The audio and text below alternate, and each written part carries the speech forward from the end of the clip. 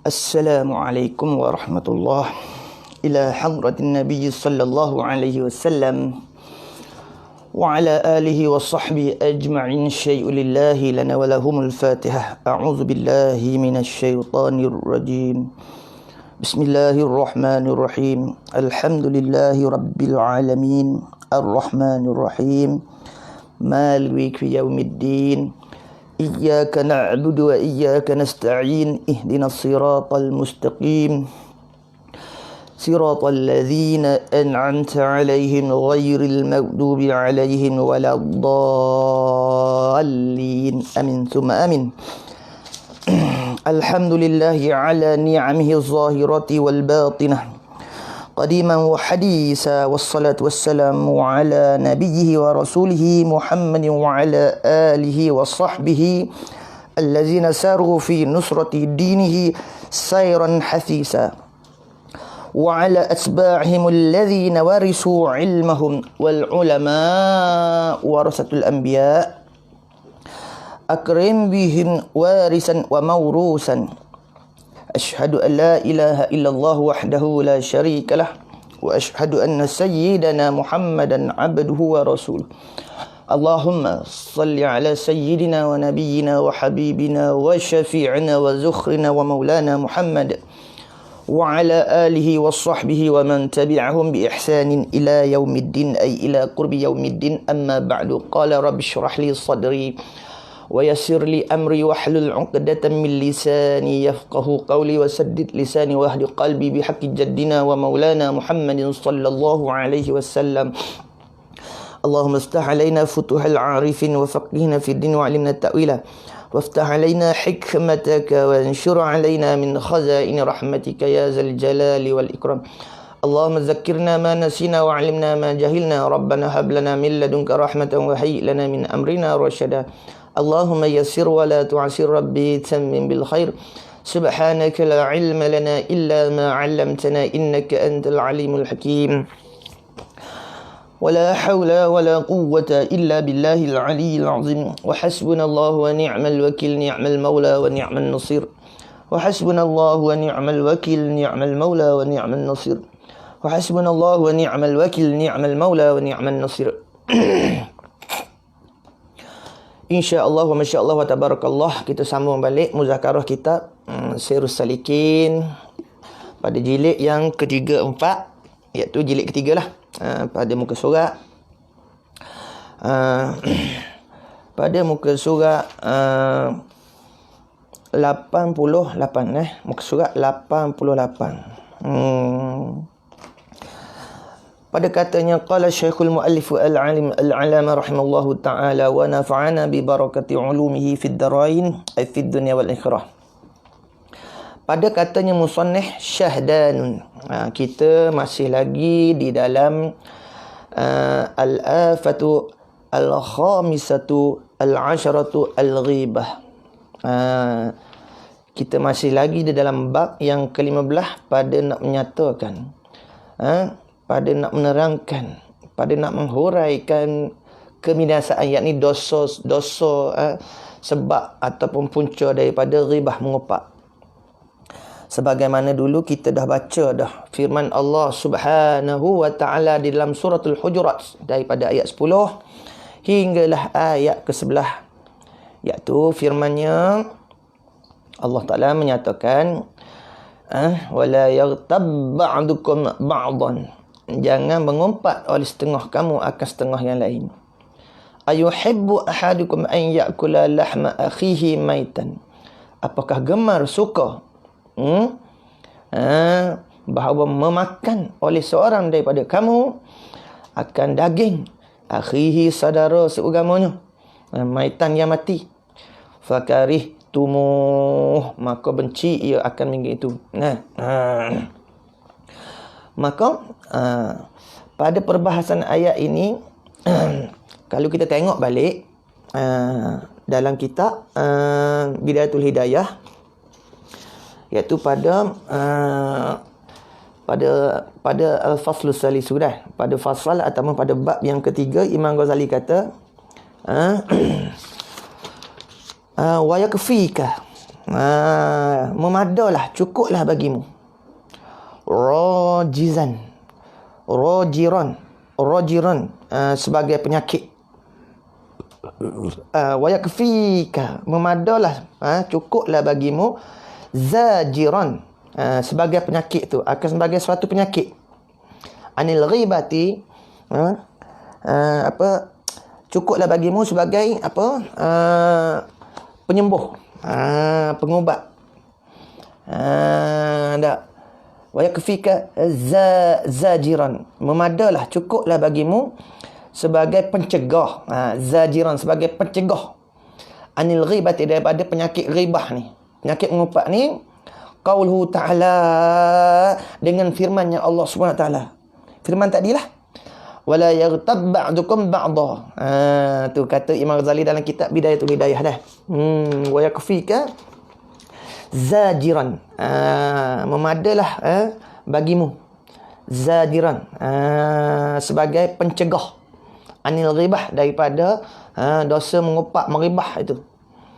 Qauluhu ta'ala, dengan firmannya Allah Subhanahu wa ta'ala. Firmannya tadi dah, wala yaghtab ba'dukum ba'dan. Tu. Jadi kalau kita nak mengupak kita tilik tengok akan firman Allah Subhanahu wa ta'ala ini sebagai pencegah kita daripada mengupak. Baik. Kita terus pada kitab kita. Kata pengarang kita rahimahullah ta'ala,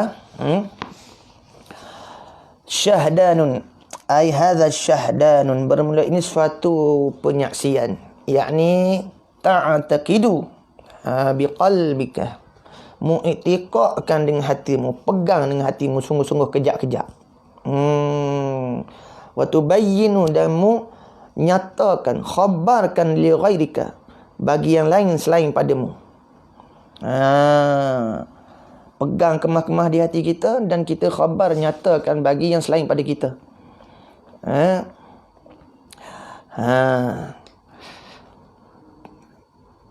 Mana syahdan, ketahui olehmu bahawasanya wajib atas orang yang mengupak akan manusia itu taubat.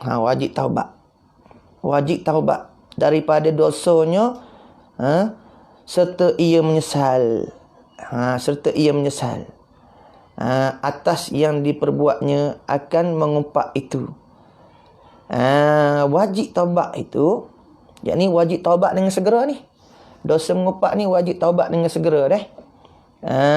Wajib taubat dengan segera. Wajib taubat dengan segera. Akan dosa mengumpat ni. Ilaknya supaya keluar ia mana?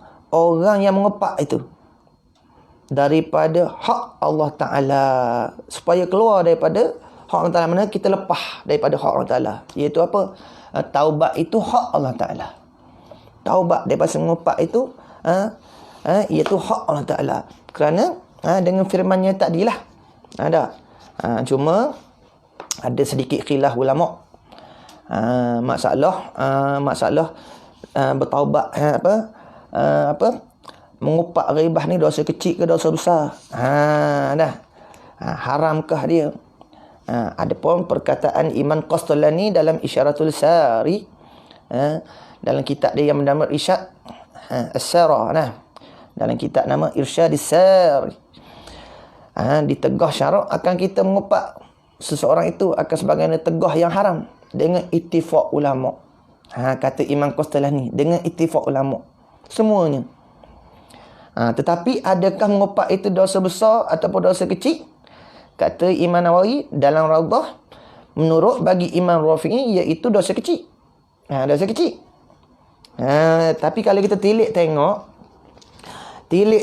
dalam kitab Tuhfatur Raghibin, belakang sekali pada akhir-akhir nak khatam kitab ni, ada musannif sebut iaitu daripada dosa-dosa yang besar ke-42. Musannif kita mendatangkan dalam kitab Tuhfatur Raghibin dosa-dosa besar yang kata Syekhul Islam Zakaria tiada tersimpan dosa besar kepada yang tersebut itu. Dari kerana kata Ibnu Abbas bahawasanya dosa besar itu hampir kepada 70 pintu dia. 77 dosa-dosa besar ni, banyak.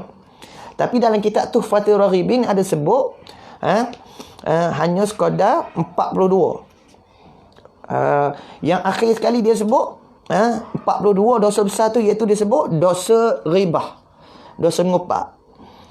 Mengupak siapa tu? Iaitu ghibah ahlul ilmi wa hamalatul Quran. Artinya mengumpat segala mereka yang mempunyai ilmu dan yang menghafazkan Quran, lagi mengamalkan barang yang di dalamnya Quran. Jadinya setengah ulama mengatakan ghibah itu dosa kecil, setengah ulama mengatakan dosa besar.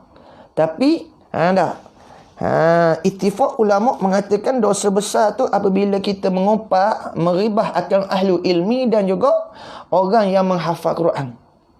Itu dosa besar, ittifaq ulama. Dan berat laginya dosa mengumpat itu kerana jika ada maksiat itu ghibah, mengumpat, maka ditilik jika tiada sampai umpatannya itu kepada orang yang diumpat, maka memadailah akan dia menyesal. Taubat, wajib segera taubat daripada dosa mengumpat itu. Jika dosa taubat tapi dia kait lagi. Kalau kata dosa maksiat itu mengumpat tu tak sampai umpatan kita kepada orang yang kita mengumpat tu, maka memadalah kita menyesal daripada mengumpat itu. Dan kita minta ampun akan Allah Ta'ala Subhanahu wa Ta'ala, dan kita minta ampun bagi Allah Subhanahu wa Ta'ala, dan kita minta ampun akan Allah Subhanahu wa Ta'ala bagi orang yang kita duk mengumpat tu. Memadai dengan gitu. Kita istighfar sama pada orang yang kita umpat tu.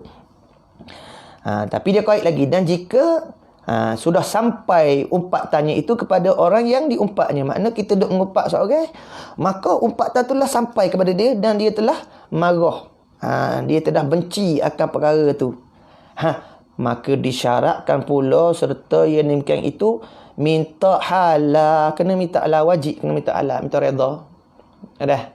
Wajib kena minta redha, minta halal.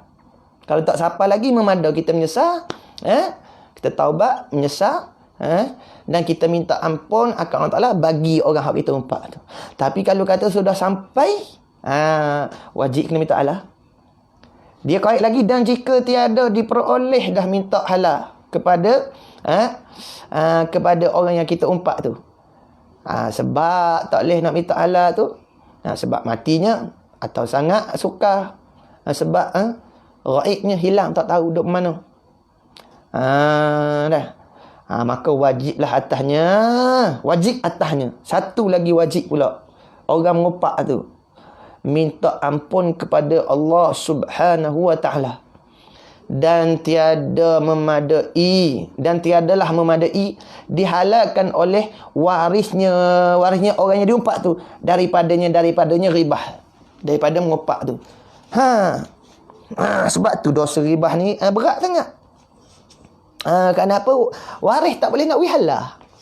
Berbeza kalau dengan hutang pitih. Hutang pitih boleh. Sebab tu di dalam kitab Bidayatul Hidayah ada sebut dia sebut al-ghibah tu. As-salisu al-ghibah. Yang ketiga, dosa-dosa besar ni, iaitu maksiat-maksiat dia tu dipanggil apa? Maksiat perkataan. Hak kita kena tinggal, iaitu ghibah. Fahfaz, pelihara olehmu lisanaka, akan perkataanmu, anha daripadanya al-ghibah. Kenapa? Imam Ghazali sebut dalam kitab Bidayatul Hidayah ni. Bidayatul Hidayah harap ni. Harap matang dia. Ni boleh tengok matang dia. Tengok ni bahagian 3 ni. Tengok sini. Ni Imam Ghazali sebut bapa sangat berat sangat dosa ghibah ni, sehingga waris pun tak boleh nak beri halal. Berbeza kalau kita berhutang. Sebab hutang itu boleh dipusakai oleh waris. Adapun ghibah tak boleh. Kerana tengok Imam Ghazali sebut, pelihara olehmu, fahfaz lisanaka, pelihara olehmu akan pertuturan engkau, akan perkataan engkau anha daripadanya ghibah. Wal ghibatu bermula ghibah itu, mengopak itu, asyaddu ilah, terlebih keras, terlebih berat, min thalathina min salasina, daripada 30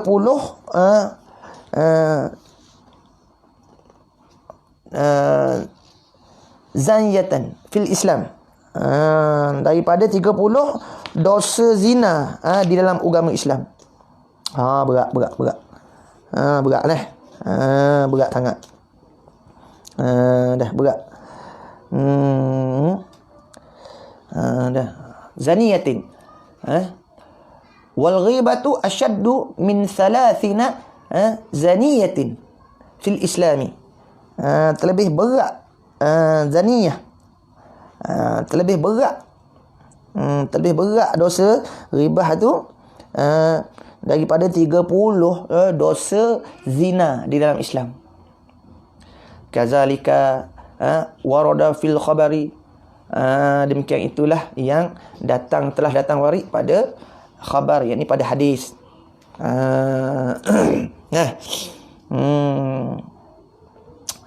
Tu dalam hadis ada menyebutkan beratnya dosa ngopak itu terlebih berat daripada 30 dosa zina. Nisbah zina tu 30 kali. Tak? Mengopak sekali lebih berat. Sebab tu awal-awal dulu kita ada baca pada muka surat 87 tu, 86, yang ada padanya satu riwayat Qudsi yang Imam Ghazali sebut dalam kitab Ihya tu. Auhallahu ila Musa alaihi salam, man mata taiban minal ghibah fahuwa akhirum man yadkhulul jannah. Siapa-siapa yang mati hal keadaan dia bertaubat daripada dosa mengopak itu, fahuwa, maka iaitu akhirum man yadkhulul jannah, ialah yang akhir, orang yang akhir daripada mereka yang memasuki akan syurga. Kita bertaubat daripada dosa ghibah sekalipun, esok-esok kita yang paling akhir sekali masuk dalam syurga. Wa man mata misran 'alaiha, siapa-siapa pula yang mati di atas mengekali dosa mengopak itu, fahuwa, maka iaitu awwalum man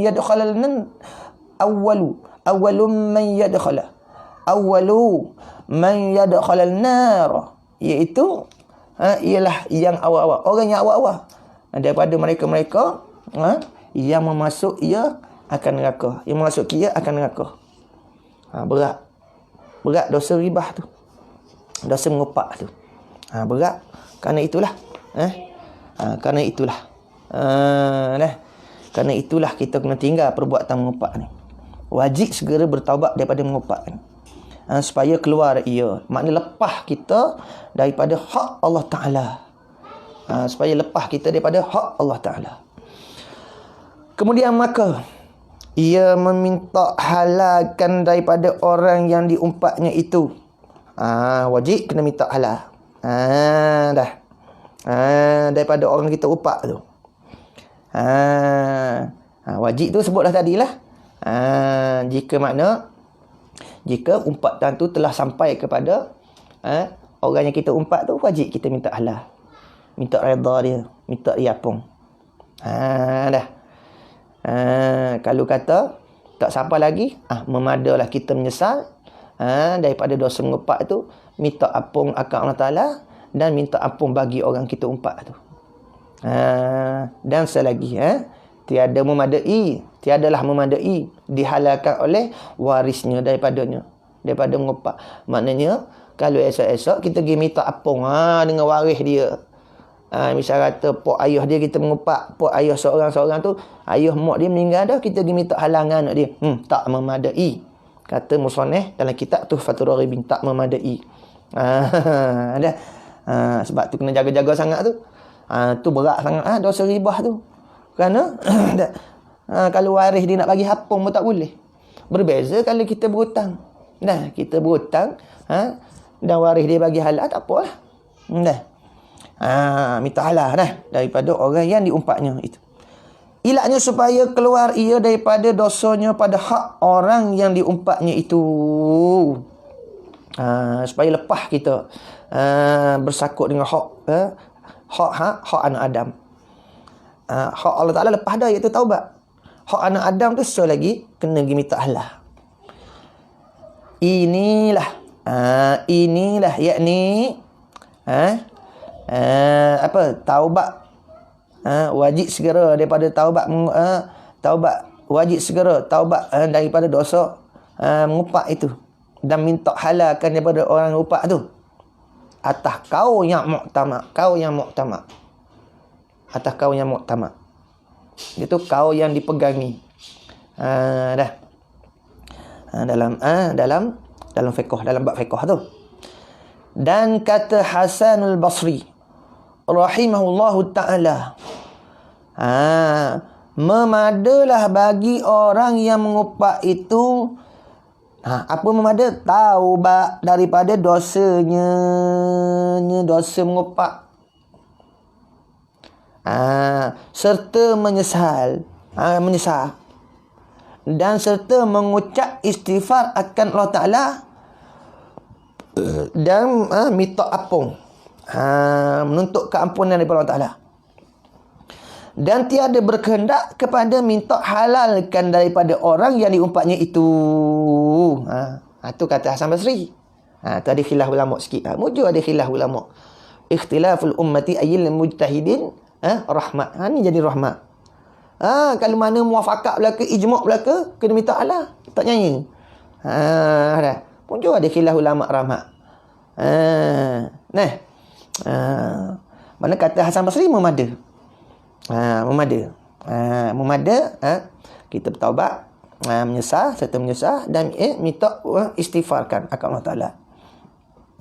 Dan seolah-olah ia mengambil, ia Hasan Basri tu mengambil dalil akan ini itu, yakni memadalah bagi orang mengupak tu taubat serta menyesal dan mengucap istighfar akan Allah Ta'ala. Dengan makna tidak perlu dia minta halalkan tu, seolah-olah ia iaitu Imam Hasan Basri mengambil dalil akan imkan itu daripada hadis Nabi sallallahu alaihi wasallam yang diriwayatkan oleh Anas radhiyallahu anhu, bahawa Nabi sallallahu alaihi wasallam bersabda dengan katanya,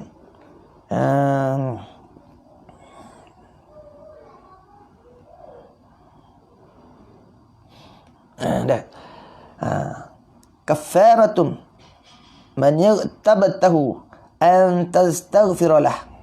Tu artinya bermula kifarah orang yang engkau umpat akan dia. Man yaghtabatahu kafaratun man yaghtabatahu bermula kafarah. Man yaghtabatahu orang yang engkau umpat akan ia, itu antastaghfiralah, bahawa engkau pintakan ampun baginya kepada Allah Ta'ala.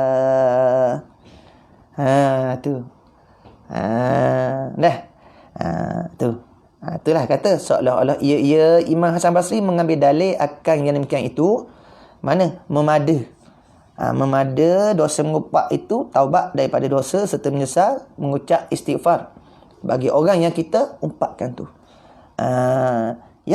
Jikalau sekalipun dosa mengupak itu telah sampai kepada pendengarannya, memada kita minta ampunkan baginya, memadalah. Dia punca mengupak ni kalau kita tilik dalam kitab Ihya, dia ada 8 punca. Kata Imam Ghazali dalam kitab Ihya Ulumuddin. Pertamanya dosa punca yang boleh jadi nak mengupak sangat ni, iaitu sebab ataupun punca hak jadi sangat gemar nak mengupak tu, jadi terbuka, excited nak mengupak tu kan. Pertamanya, diumpak akan dia kerana hendak menghilang akan marah dirinya. Yakni, apa kalau orang yang mengupak itu ada marah dalam hatinya. Kita marah pada seorang ni. Kita marah akan orang yang diumpaknya. Akan seorang hak kita asal tak umpak dia. Bila kita marah seorang tu, maka ia pun mengumpaknya kerana apa? Kerana nak memuaskan hatinya. Nak memuaskan nafsu amarah dia tu. Benarlah firman Allah Subhanahu wa taala. Innan nafsal ammaratu bisu. Sebenarnya nafsu ni sangat-sangat dia menyeru, mengheret tuannya ke arah kejahatan.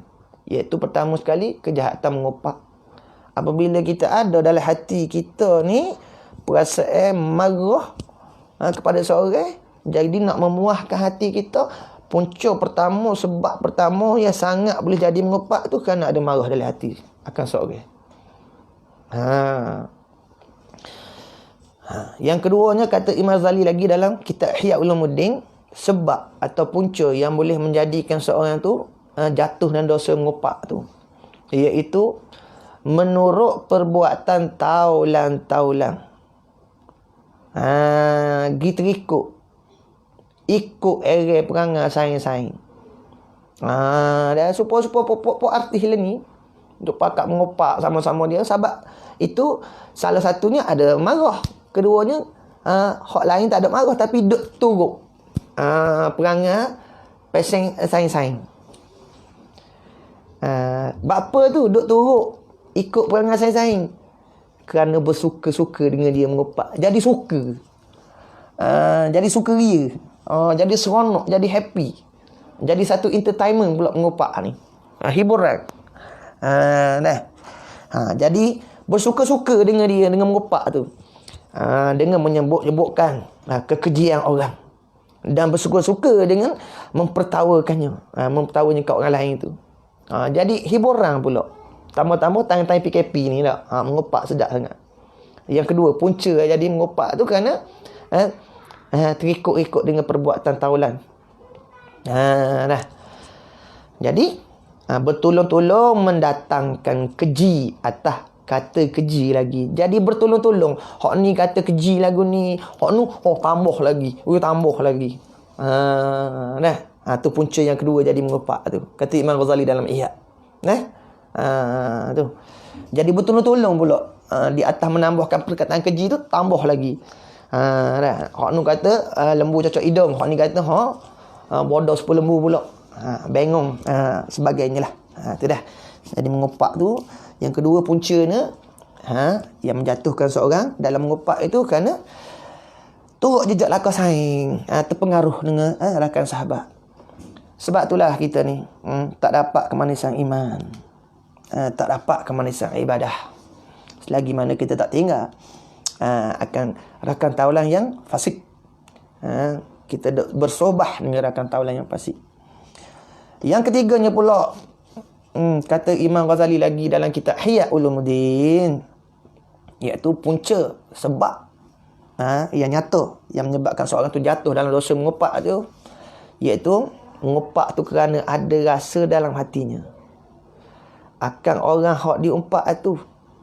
Jika ia tidak mengopak dahulu, kalau aku tak mengopak dia, tak mencaci dia, pasti ia akan mengopak aku dulu.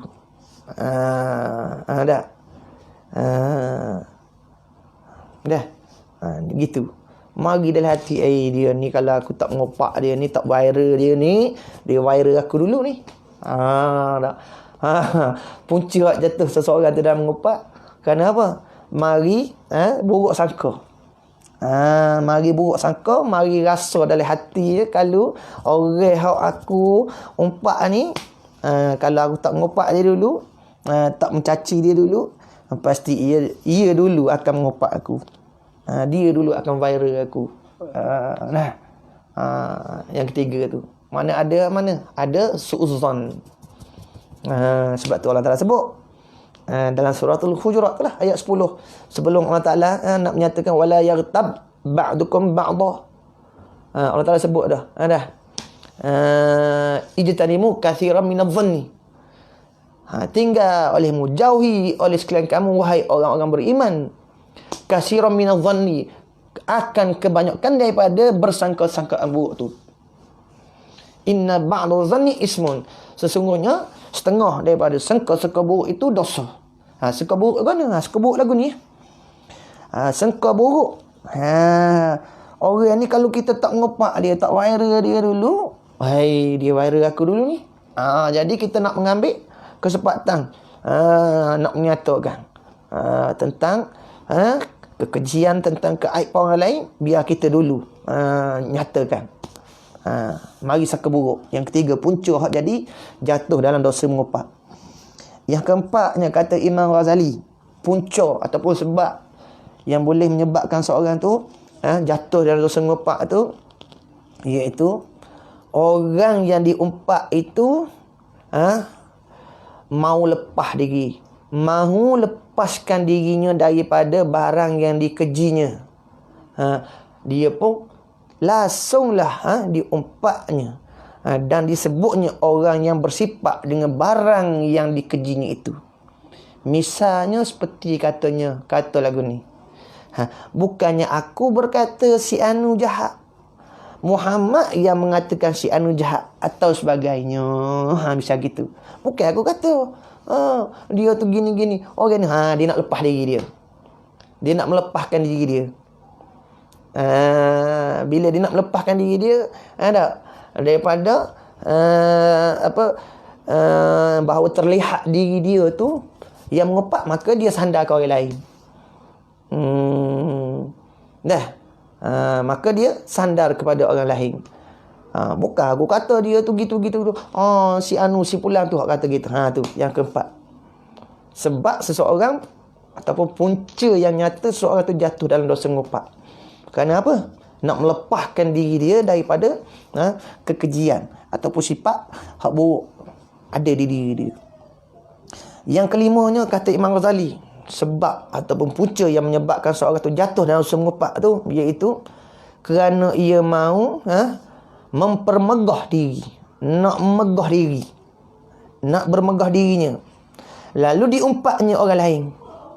Ia pun berkata, aku bukannya macam si anu itu, bodoh, bengong, tak mengerti, kerbau cocok hidung, misalnya lembu cocok hidung.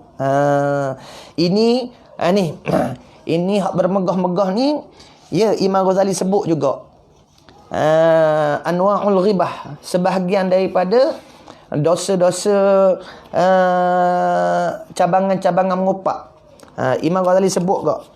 Cuba telik dalam kitab Bidayatul Hidayah. Dia sebut juga.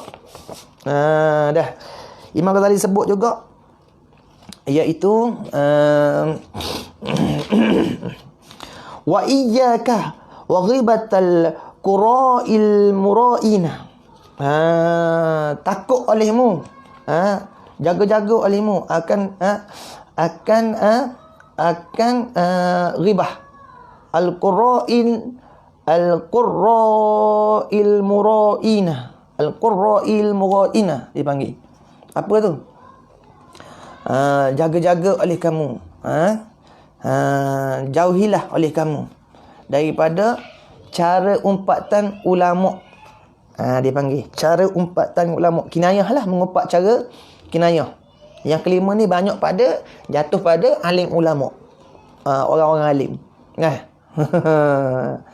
Wa iyyaka wa ghibatal qurra'il mura'ina.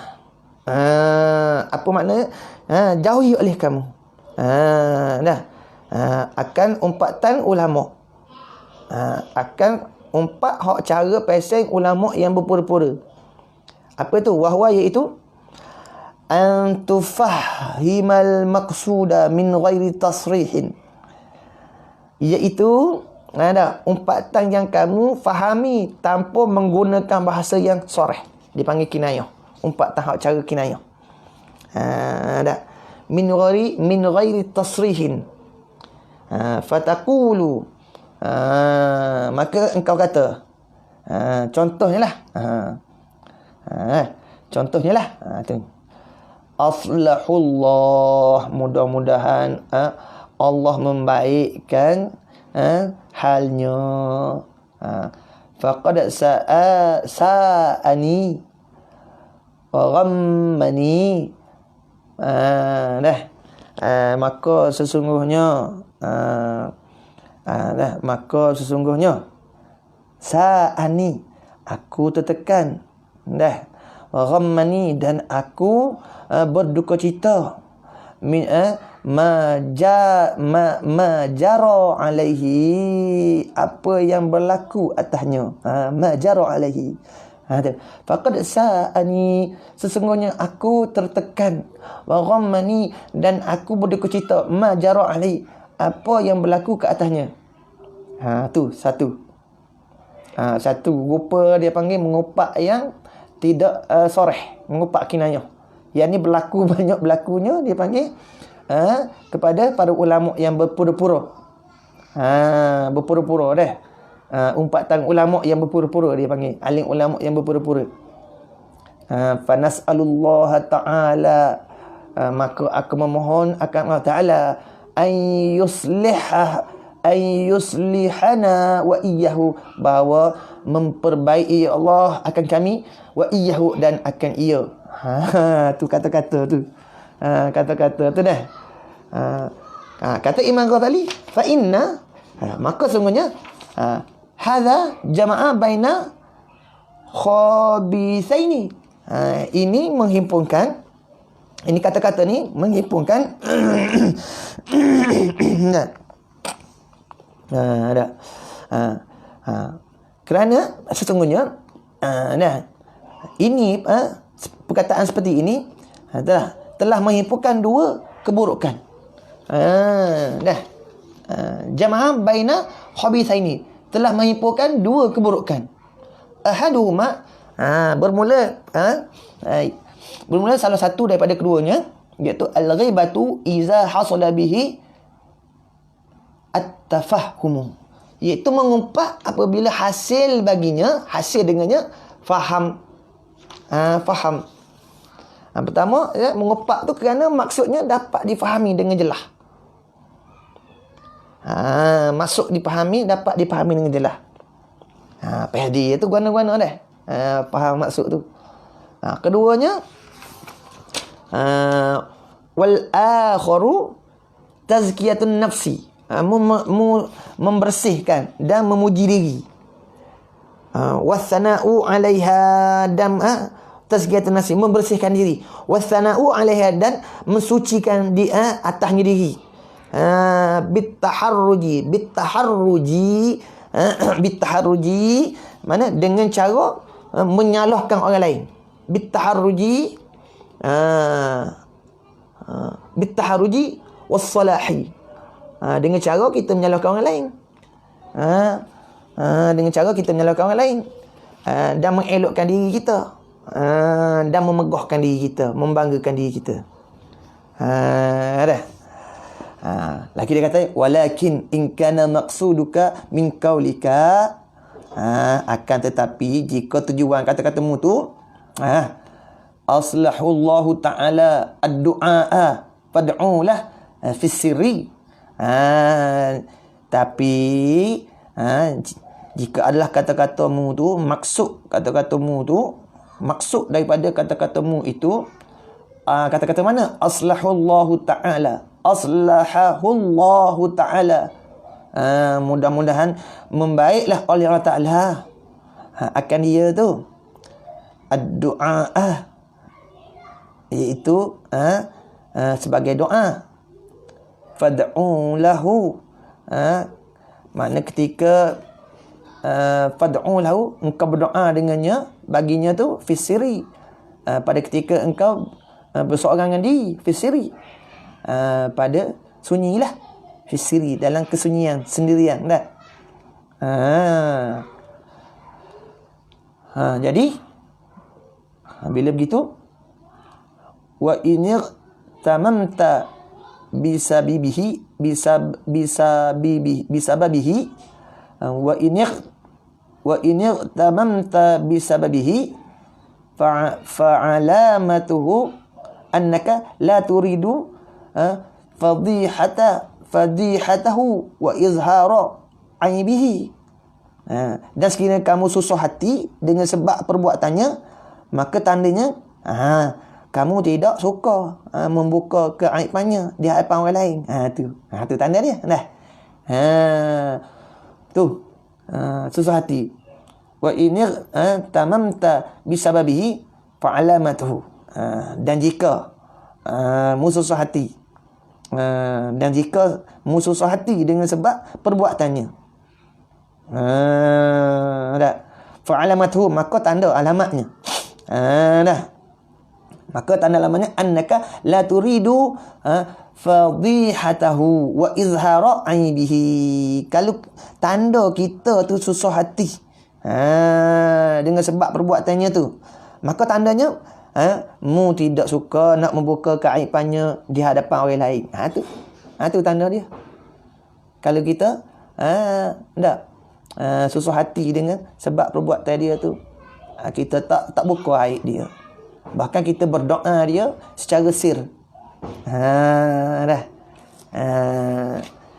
Jadi kata Imam Ghazali dalam Bidayatul Hidayah, hak mengopak pasal orang alim ni, iaitu dipanggil apa tu?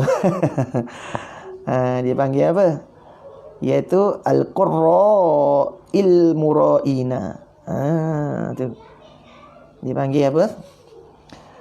Wa huwa akhbasu anwa'il ghibah, iaitu kekejian, iaitu suatu kekejian, suatu akhbas. Khaba'is ni lah, benda-benda yang perbuatan yang jelek, cemar juga. Anwa'il ghibah, iaitu daripada nauk-nauk ghibah juga, secara kinayah lah dah. Hak ni berlaku pada orang alim. Ni lah, tu dah. Dah. Tu dia panggil apa? Mengopak itu kerana ia nak mau mempermegah dirinya, lalu diumpaknya orang lain. Ia pun berkata, aku bukan macam si anu itu, bodoh, tidak mengerti, kebau, lembu, kena cocok hidung. Dah. Yang keenam pula, punca atau sebab yang menyebabkan seorang tu jatuh dalam dosa mengopak tu, iaitu sebab deki. Sebab deki banyak ni. Kalau pasal-pasal artis deki, pasal-pasal ustaz deki, tak kira lah siapa pun manusia ni, deki tak lagi. Dia dosa yang pertama sekali berlaku dalam syurga, iaitu hasad iblis akan Nabi Adam AS. Deki Nabi Adam. Dah. Pertama lagi, hak keenam ni kata Imam Ghazali, sebab puncanya deki akan orang yang diumpaknya itu.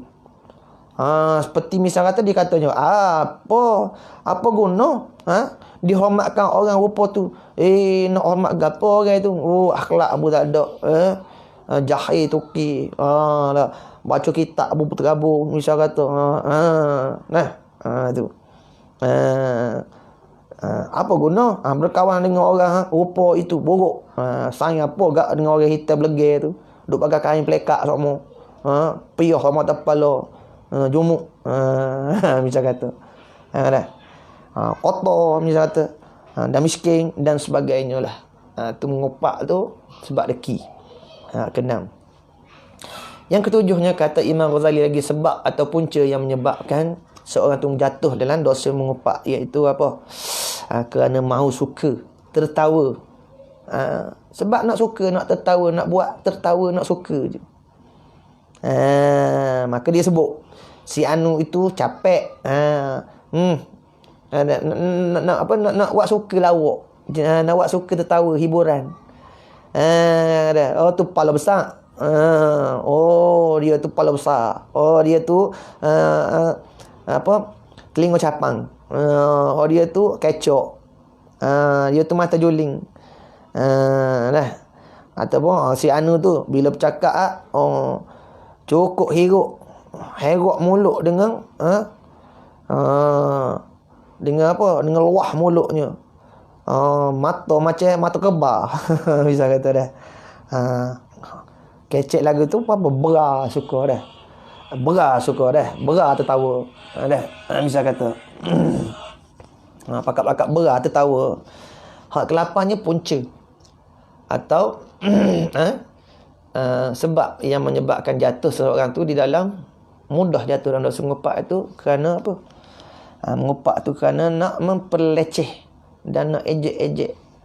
Nak memperleceh dan nak ejek-ejek buat main-main. Buat humor. Buat humor. Buat maharaja lawak. Tu dipanggil mengupak secara melawak. Tu semua tu haram berlaku. Wajib taubat berlaku. Wajib taubat berlaku. Dia main-main dosa mengupak ni. Dosa besar dah. Masuk terus ke kitab kita pula.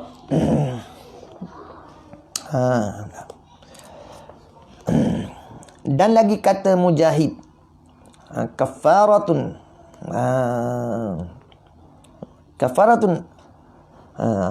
aklul lahmi akhi.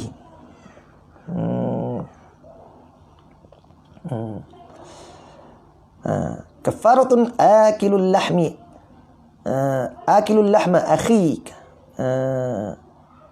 Kafaratun bermula kifarah. Aklul lahmi tu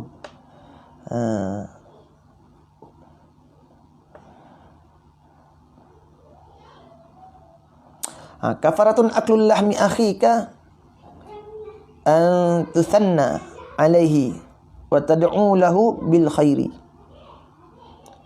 Artinya bermula kifarah memakan daging saudaramu itu. Dah. Kafaratun aklul lahmi akhika an tuthanna alaihi wa tad'u lahu bil khair. Bermula kifarah memakan daging saudaramu itu